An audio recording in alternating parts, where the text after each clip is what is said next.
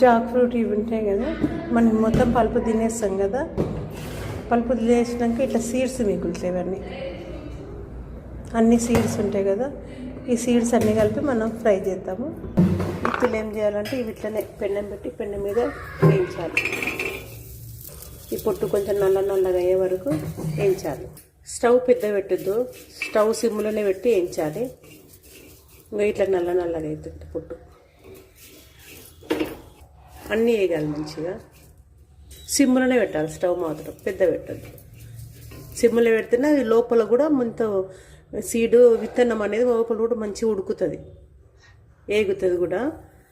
పెద్దగా పెడితే తొందరగా మాడిపోతుంది, లోపల అంతా పచ్చిగా అట్లనే ఉంటుంది. ఇట్లా అయినాయి కదా, ఇప్పుడు ఇది చేయాలి. కావాలి అన్నీ ఇట్లా అయితే మంచి టేస్ట్ బాగుంటుంది. దీనికి పొట్టు తీయాలి, దీనిలో ఇంకా ఇట్లా పొట్టు తీయాలి. ఇవి మొత్తం పొట్టు తీసేసి ఇట్లా తినాలి. ఇవి తినాలి, ఈ టేస్ట్ బాగుంటాయి. ఇవి చాలా బాగుంటాయి.